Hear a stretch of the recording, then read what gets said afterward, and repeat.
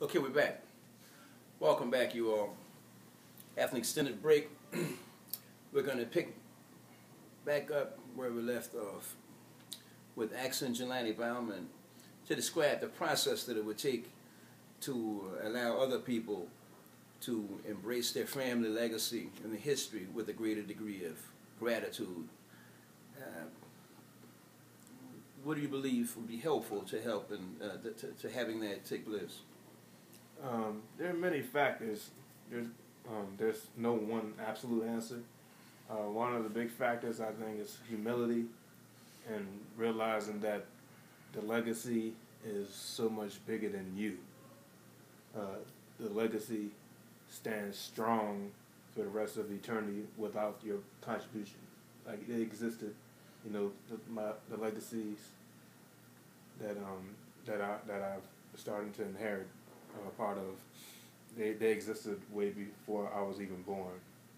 With that being said, even if I didn't make a contribution, it would still stand strong. And you have to, with that being realized, you should take the time to see what happened before you, and use that as a lot of inspiration, and help you use it as a model to cultivate your own aesthetics and ideologies. So you can. It's not about going on the same path, but just take what you think is a good part, the good facets of the tradition or legacy, and further those. And if there's things to change, because nothing is ever perfect, observe those and improve on that, so the participants of the future can have a better road for their journey. And you're starting there, just realizing it's bigger than you, and it never was about you. It never will be about you. It's like even if your contribution is not even spoken about forever. I really think it's about giving props to people who paved the way for you, and hopefully one day somebody will speak about your contributions. But I just have so much respect for the people who came before me, because I know that a lot of their journeys were much more arduous and complex than the journey I've been taking, and I'm really grateful. And I really believe that those stories should be told, and hopefully they can inspire other people to do stuff, and not even for that their stories are told, and these individuals who hear about these narratives, are inspired to do what they did. Maybe they're inspired to check out something else that's totally different, but at least they're on a path of trying to give props to somebody who made some great contributions. Who are some of the people who have had some influence on your development as a musician, as a man, as a contributor to your art form that you've proven to be at this point of your career? Who's someone who's definitely left the imprint on your life?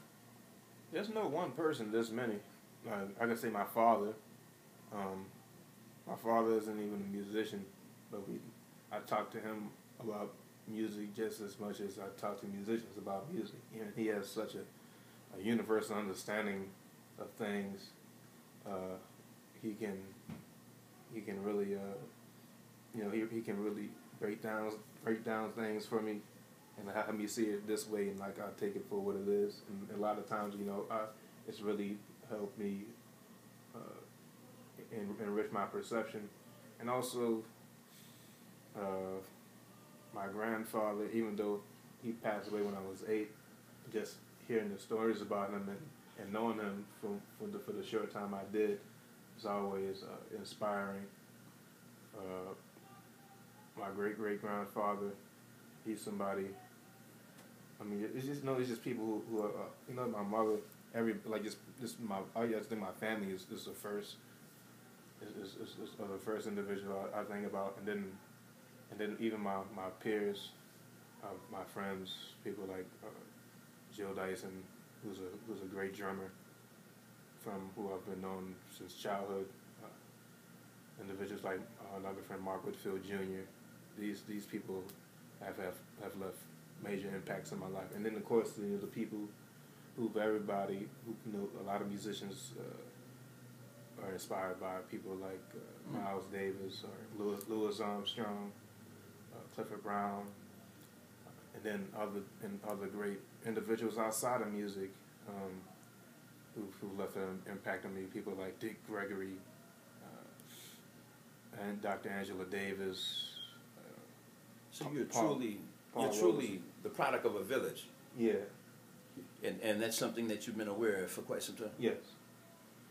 So it's a good thing that you were part of a good village that was actually functioning as the villages should be functioning in order to produce the type of fruit that you become. Right.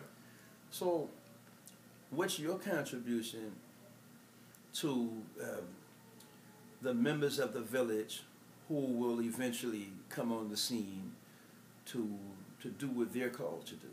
The ones who may not even be born for another 2 or 3 decades. What is it that you believe that your life is to bring to their particular journey?